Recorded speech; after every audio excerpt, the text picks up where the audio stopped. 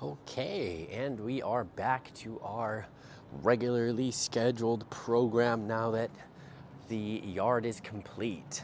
But for right now, we're going to be having the same view here as we do some of our sessions here on the pavement here. So, Cosette, this is exactly what I want to work on here. Good girl. So I've got little Cosette here. This is actually going to be, this is going to be our first time working out on the leash outside. We had to, do a lot of inside work the last couple of days since the yard was being completed. And so, Cosette, good. This is going to be our first time where I'm going to be really wanting to focus on just shaping some of her focus, getting her to pay attention. Good girl. Working on some engagement with her. She's young and she's not good on the leash. She's pulls with her owner and just been, kind of all over the place in terms of as yes, a young puppy will be. So I'm gonna just be doing this here right now, allowing her to be, come on, good girl. Allowing her to be at the end of the leash a little bit and then just working on her response. Cosette, I'll call her name like this, good girl. And I will backtrack and I'll have her come to me and then I'll give her the food, right? So we're just working again on her response, her starting to pay attention to me. Cosette, yes, good girl, good girl.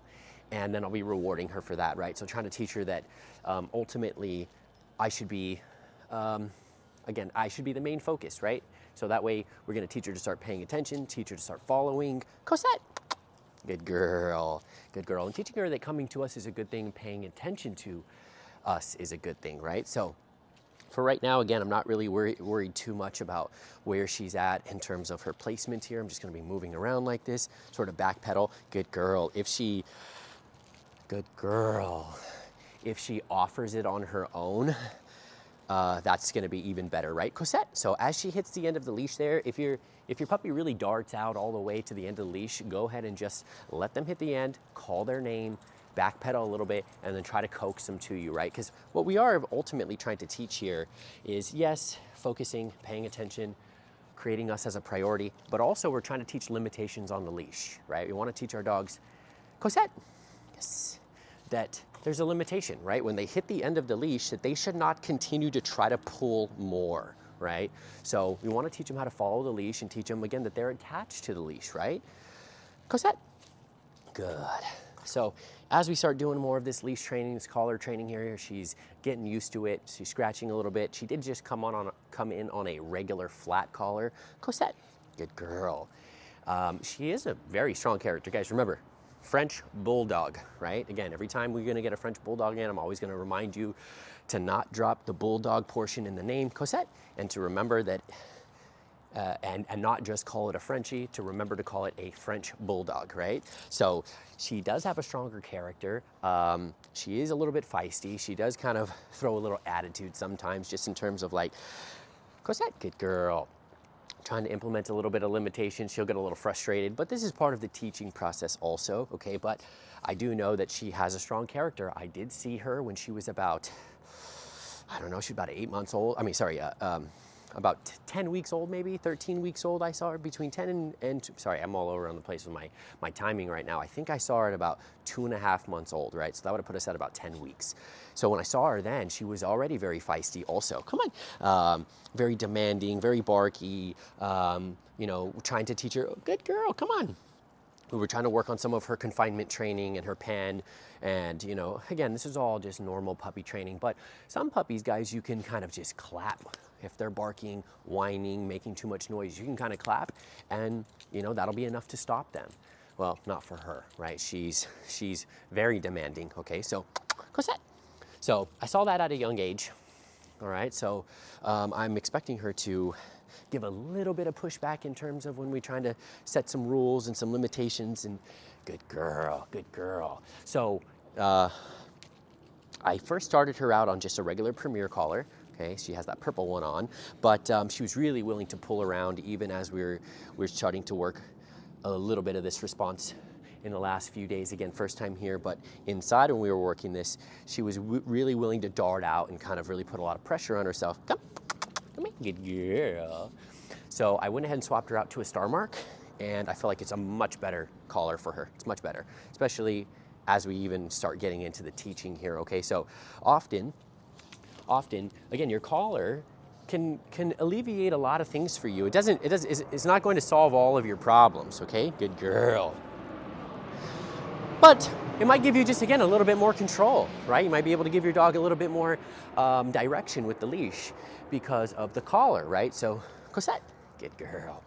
So I think here, this is already, again, when I pair it correctly with my food and my reward system here, right? Positively rewarding her when she follows me and makes a good decision.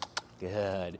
And then guiding her when she hits the end of the leash, right? So something like, well, that was good. That was good. Good girl. Something I was going to say like that, where I could feel her kind of pulling away from me. If I can just simply give her a little pressure, good, and she follows and comes to me, well then, excellent. Excellent. Now she's not willing to pull back, hunker down, and put a lot of pressure on herself because the collar doesn't really mean anything to her, right? So, good girl, good girl. Good. So, getting some reps in here. As I kind of pedal backwards here, again, I'm evaluating if I just ever so slightly bring her to me with the leash, does she follow? And she is. So that's what I'm looking for, right? Because ultimately, again, we need to leash train our dogs, right? Your dogs have to be on a leash, and so they need to understand, you know, what the leash means. They need to understand that we are on the end of the leash, okay? So again, most of the time, guys, people who have problems with their dogs on the leash, it's because we are not a priority to the dog. We haven't made yourself a priority to the dog. We haven't said, hey, everything revolves around us, essentially, because in order for you to go over there and do whatever do the things you want to do, I have to take you. I have to go with you. So that's ultimately, again, what we need to start teaching here, right? Good girl, good girl. So she's already picking it up. Again, very, very smart dog. And so I can, again, just kind of change directions like this. So here, that's pretty good, that's pretty good. She hit the end of the leash, she pulled out a little bit, she tried to see something on the ground, and then she ended up coming right back to me. So that's really good. Yes, good girl, good girl, good girl. And then ultimately, we're gonna start turning this into our turning, right? So let's see what's happening here. Looks like she might be trying to go after my feet a little bit. Good, good girl. Yay, good girl, good girl. Yes, good. So let's just start making sure that we're rewarding for her, focusing. Cosette. Good, and paying attention. And then we're gonna roll this over and eventually start to implement, again, more of our leash manners on not picking up anything off of the ground, because right now she's trying to pick up things off the ground. So I'm probably gonna go ahead and start to put some limitations there, okay? I don't wanna be letting her pick up things from the ground now and then in the next session tell her she can't, right? Because I just ultimately allowed it from the beginning. So I'm gonna go ahead and just use the leash. So watch, she's gonna try right there, right there, right there, there, there. So look at my leash, okay? It's loose. I gave a little jab to let her know not to do that. Yes, that's a good girl. She tried twice. So here, there's the third time. I let her know not to. Let's see what decision she makes. Good, fine. So she's scratching herself as she's getting used to her collars. But Cosette, that was great in me telling her, hey, don't pick that one up off of the ground, right? Don't pick up things off of the ground. See, she also almost tried that with like a little rock over here, right? So we need to be very clear with nothing, anything on the ground is off limits, right? We don't pick up things off the ground. Food comes from us, okay? So that's, again, we're gonna be very, very black and white here, okay? So we still have this one right here. I've already told her 3-4 times, good girl, not to get that one, and that's great. She's looking at it, and then she thought about it, and then she looked at me, okay? So look here again, she tried to go, I let her know not to. She pulled herself away, okay? So, good girl, good girl. Okay, so guys, remember, if you understand how to shape and how to mold and how to implement these understandings, not only in the limitation side, but obedience and all that, we can be working on so many things simultaneously, right? So as I said, I'm working on her focus, some leash manners, some limitations, teaching her how to follow me, right?